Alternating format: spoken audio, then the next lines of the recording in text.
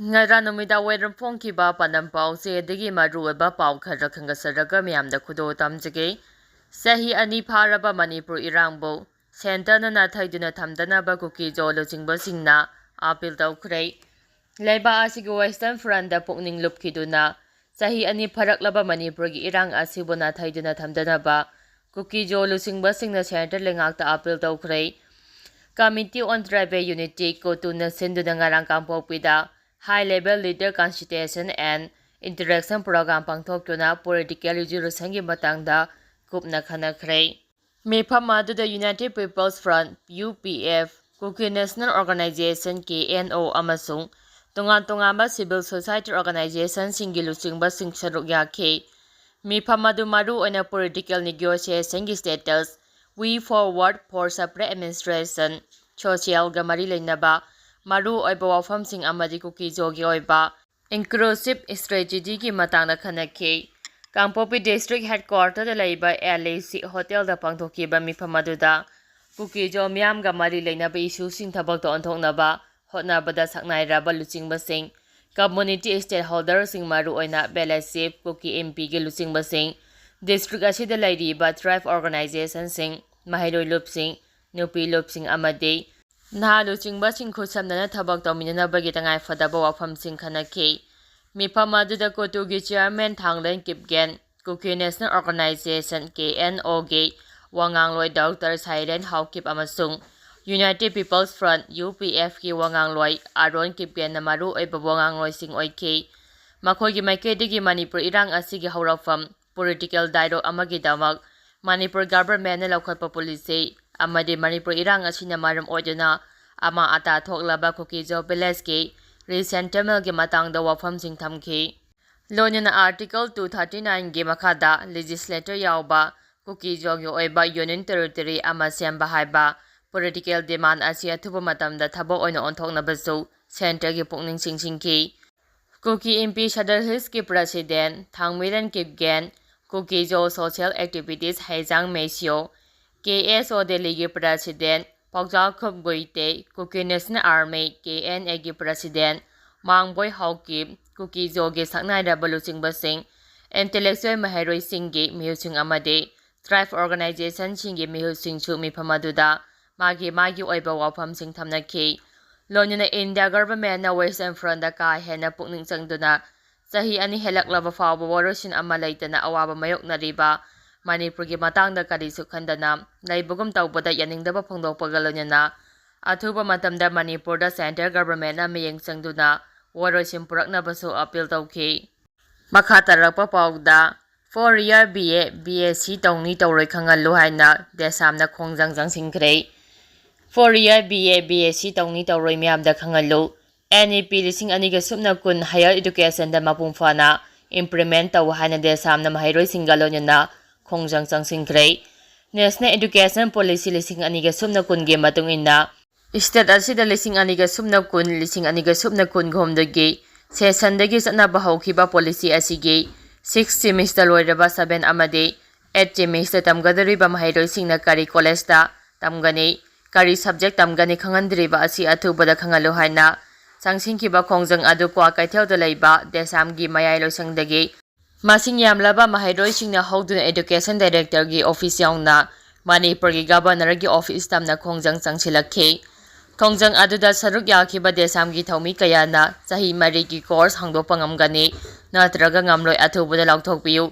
khongjang tawdriba makhai thabak tawni tawroi khanba lengaki wakhal somthokpiu mailoi singi academic career manghanba yaroi haina thaba preka singpa duna governor gi bangro tamna lakhiba khongchut aduda Kaisampa junction gi traffic island da Manipur police na thatuna thamki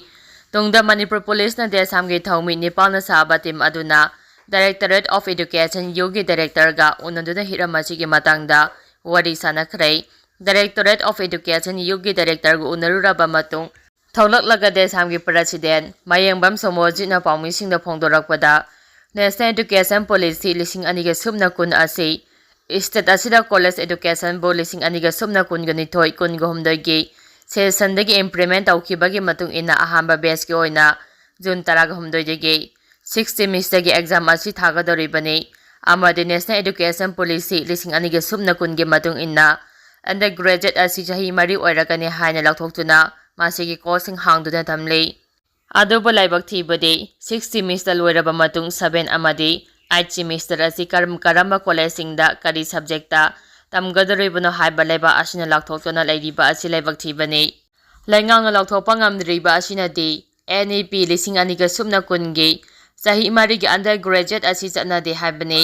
Manipur National Education Policy lising aniga subna kungi matung inna undergraduate ke aroiba sahi mari asi matam sangna chamam naraga lakpa amadi 6 semester loiraba mahiroi singna makhata na mahitam thanaba course hangani hangloi haibage chamam naba leiriba ase Manipur ge governor amadi masiga mari lainaba department singna athuba matamda mahiroi singda khangalu haduna Manipur ge governor amadi commissioner unaba lakpada laibak thibade unaba phanglakide adum oinama education yogi director ga unarakke NEP lising aniga subna kunge policy gi matung inna 6 semester loiraba mahiroi singna karamba college da kari subject tamgani habege preparation tawbodi leide karamba college da kari course hangani habado me kuntra phawbagi manungda khangalakane hane lengaki mafamdagi thajaba pirakibo wafamsing asi karigo mathabak to onthok to batarabadi mathang numitagi Manipur da leiriba mahiroi singna makhal makha kayage khongjang changsilagani masida tholokpa afa phata ge teksa pomba mari leinaba singna pogoda bani haba wafam thamki makha tarakpa pauda